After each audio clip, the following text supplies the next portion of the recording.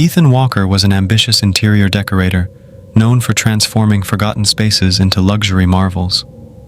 When he received a contract to renovate an old, abandoned high-rise into a stylish luxury mall, he saw it as his golden opportunity. The building, once a bustling commercial hub, had been vacant for over a decade. Some called it cursed, others simply avoided it. But Ethan only saw a project waiting to be reborn. His first visit was routine. He arrived with his team, took measurements, assessed the structure, and made preliminary sketches. The place was eerie but silent. The air was musty, and dust blanketed every surface, but there was nothing out of the ordinary. A few days later, he returned alone in the evening to take some additional photographs, especially of the rooftop, where he envisioned an open-air food lounge. As he climbed to the top, he noticed the wind howling through the broken windows, making a whistling sound.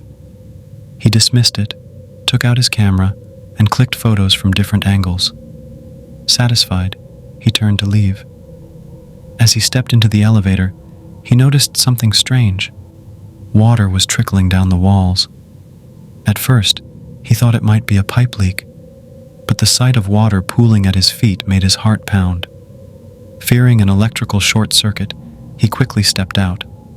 The moment he exited, he turned back and snapped a picture of the leaking walls to show it to the plumbing team.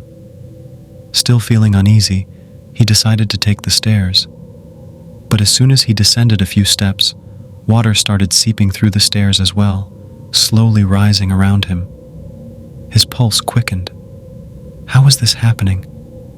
He snapped another picture before hurrying down and out of the building.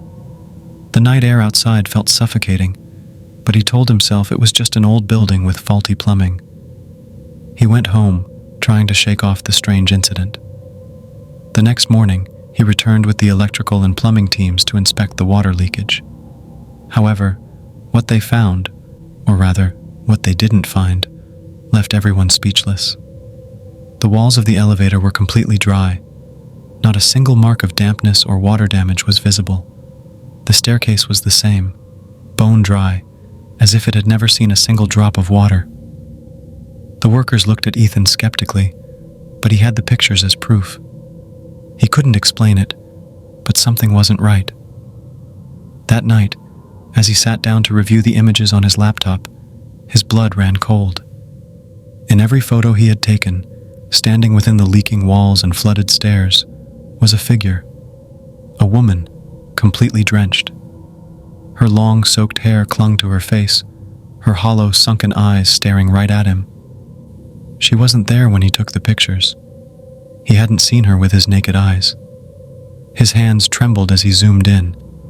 The image was blurry, distorted, yet terrifyingly real. Over the next few days, the workers began experiencing strange occurrences. Tools would go missing and later be found submerged in water-filled puddles that vanished within minutes. Workers reported hearing soft, wet footsteps following them. The air inside the building always smelled damp, no matter how many times they aired it out. Some even swore they saw a shadow move along the walls, but when they turned, there was nothing there. One night, Ethan received a notification. His laptop camera had taken a picture on its own. Heart pounding, he opened it. There she was again, the wet woman, staring into the lens, standing in his dimly lit room. His breath hitched. He was alone. Then, words appeared on his screen, typed out as if an invisible hand was using his keyboard. "They pushed me. They let me drown. Find them, or they will all drown." Ethan could barely breathe. His mind raced.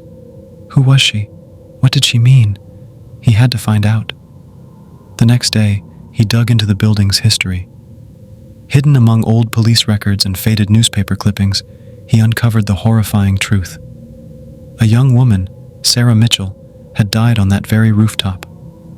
Years ago, a group of drunk boys had cornered her near the building's water tank, teasing her cruelly. In their reckless aggression, they pushed her in. Too intoxicated to realize the gravity of their actions, they ran. By the time anyone noticed, Sarah had drowned. The case had gone cold, ruled as an accident, and the boys had never been caught. Shaken, Ethan returned to his laptop, determined to piece together more details. That's when he saw another message appearing on his screen. "Their names are written where I died." Summoning his courage, Ethan climbed to the rooftop one last time. His heart pounded as he approached the old water tank. Brushing off the dust, he saw something faintly scratched into the metal surface.